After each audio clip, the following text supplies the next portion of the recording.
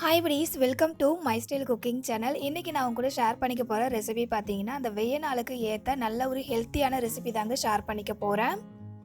என்ன ரெசிபின்னு பார்த்தீங்கன்னா, சொரக்காய் பொரியல் தான் இன்றைக்கி நான் உங்க கூட ஷேர் பண்ணியிருக்கேன். இந்த சொரக்காய் பொரியல் பார்த்தீங்கன்னா, எங்கள் வீட்டில் செய்கிற அதே மெத்தட்லேயே செஞ்சு உங்கள் கூட நான் ஷேர் பண்ணியிருக்கேன்.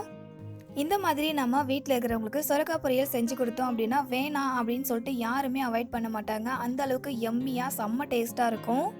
இந்த ரெசிபியை பார்க்கறதுக்கு முன்னாடி நீங்கள் இன்னும் மை ஸ்டைல் குக்கிங் சேனலை சப்ஸ்கிரைப் பண்ணலை அப்படின்னா ப்ளீஸ் படி சப்ஸ்கிரைப் பண்ணிக்கோங்க. கூடவே பக்கத்தில் இருக்க பெல் ஐக்கானையும் கிளிக் பண்ணிவிட்டு ஆல் அப்படின்ற ஆப்ஷனையும் செலக்ட் பண்ணி வச்சுக்கோங்க. இப்போ வாங்க படி ரெசிபிக்குள்ளே போகலாம். இன்றைக்கி நான் சொரக்காய் பொரியல் செய்கிறதுக்காக இந்த சைஸில் ஒரு சொரக்காய் எடுத்திருக்கேன். சொரக்காய் வந்துட்டு முன்னாடியே கழுவிடுங்க. கழுவுனதுக்கு அப்புறமா இது மேலே இருக்குல்ல காம்பு, அதை வந்துட்டு கட் பண்ணி எடுத்துடலாம். அடுத்தது சொரக்காய் மேலே இருக்கிற தோலையும் வந்துட்டு ரிமூவ் பண்ணிவிடுங்க. தோலை ரிமூவ் பண்ணதுக்கு அப்புறமா சொரக்காவை கட் பண்ணி எடுத்துக்கலாம். நான் எடுத்துக்கிற சொரக்காய் பார்த்தீங்கன்னா பிஞ்சாக இருக்குது, அதனால் அது உள்ளே வந்து எந்த விதையுமே இருக்காது. விதையை ரிமூவ் பண்ணணும் அப்படின்ற அவசியமும் இல்லை.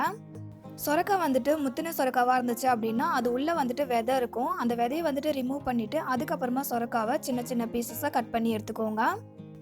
சொரக்காய் வந்துட்டு நம்ம இந்த அளவுக்கு சின்ன சின்னதாக கட் பண்ணோம் அப்படின்னா வேகிறதுக்கு ரொம்ப டைம் ஆகாது. அதே போல் சீக்கிரமாக வந்துட்டு நம்ம பொரியல் பண்ணிடலாம்.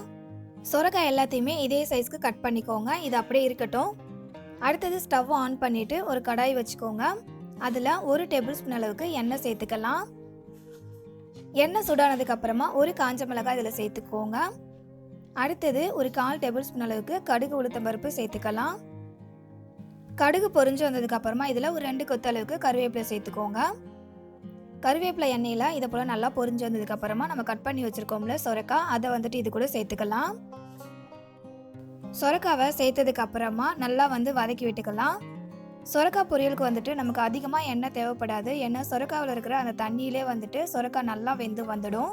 அடுத்தது இதில் ஒரு 1/4 டேபிள் ஸ்பூன் அளவுக்கு மஞ்சத்தூள் சேர்த்துக்கோங்க. கூடவே 1/4 டேபிள் ஸ்பூன் அளவுக்கு உப்பும் சேர்த்துக்கோங்க. சேர்த்துக்கிட்டு இதை திரும்ப வந்துட்டு நம்ம வதக்கி விட்டுக்கலாம்.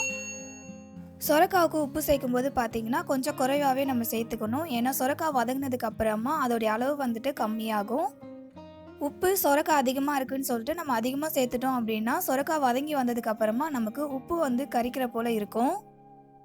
இப்போ இந்த சொரக்காவை ஒரு 5 நிமிஷத்துக்கு நம்ம க்ளோஸ் பண்ணி குக் பண்ணிக்கலாம். 5 நிமிஷத்துலேயே சொரக்காய் வந்துட்டு நல்லா அதில் இருக்கிற தண்ணியிலே நல்லா வெந்து வந்துடும்.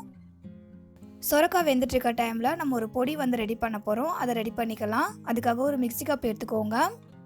100 கிராம் அளவுக்கு வறுத்த வேர்க்கடலை எடுத்துக்கோங்க. அது மேலே இருக்கிற தோலை ரிமூவ் பண்ணிவிடுங்க. சப்போஸ் வறுக்காத வேர்க்கடலையாக இருந்துச்சு அப்படின்னா அதை வறுத்துட்டு தோலை ரிமூவ் பண்ணி எடுத்துக்கோங்க. இப்போது இந்த வேர்க்கடலையை நம்ம மிக்ஸி கப்பில் சேர்த்துக்கலாம். அடுத்தது காரத்துக்காக காஞ்ச மிளகாய் சேர்த்துக்கலாம். காரத்துக்காக நம்ம காஞ்ச மிளகாய் மட்டும்தான் சேர்த்துக்க போகிறோம். அதனால் உங்கள் காரத்துக்கு தகுந்த போல் சேர்த்துக்கோங்க. நான் வந்துட்டு 4 காஞ்ச மிளகாய் சேர்த்துருக்கேன். லாஸ்ட்டாக இதில் ஒரு 10 பல் அளவுக்கு பூண்டு சேர்த்துக்கலாம். இந்த பொடியெல்லாம் பூண்டு சேர்த்து செய்யறதால இதை வந்துட்டு நம்ம சொரக்காவில் சேர்க்கும்போது அவ்வளோ ஒரு வாசனையாக இருக்கும். இது எல்லாத்தையுமே கொஞ்சம் குறைன்னு அரைச்சி எடுத்துகிட்டு வந்துடுங்க. எந்த அளவுக்கு அரைக்கணுன்றதை காமிக்கிறேன் பாருங்கள். இந்த அளவுக்கு குறைப்பாக அரைச்சிக்கலாம். இது அப்படியே இருக்கட்டும். அடுத்தது சொரக்காய் வெந்திருக்கான்றதை ஓப்பன் பண்ணி பார்க்கலாம்.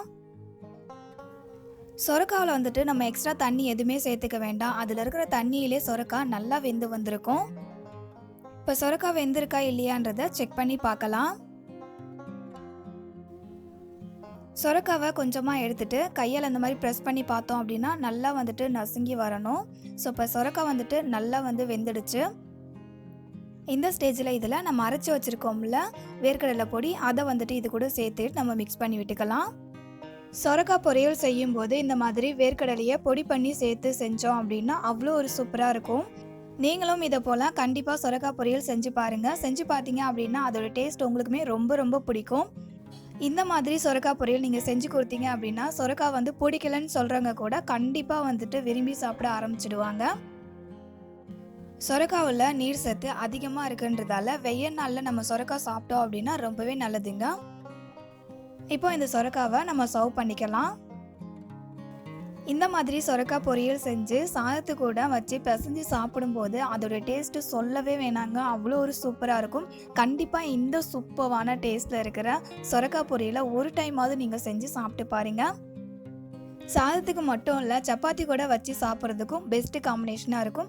பட் இதே மாதிரி நம்ம சேனலில் வர எல்லா ரெசிபியுமே நீங்கள் மிஸ் பண்ணாமல் பார்க்கணும் அப்படின்னா நம்ம சேனலை சப்ஸ்கிரைப் பண்ணிக்கோங்க. இந்த வீடியோ உங்களுக்கு பிடிச்சிருந்தது அப்படின்னா இந்த வீடியோக்கு ஒரு லைக் பண்ணுறேங்க. இதே போல் நிறைய பொரியல் ரெசிபி நம்ம சேனலில் இருக்குது. அந்த ரெசிபி நீங்கள் பார்க்கல அப்படின்னா இந்த வீடியோ கீழே டிஸ்கிரிப்ஷனில் லிங்க் தரேன், செக் பண்ணி பாருங்கள்.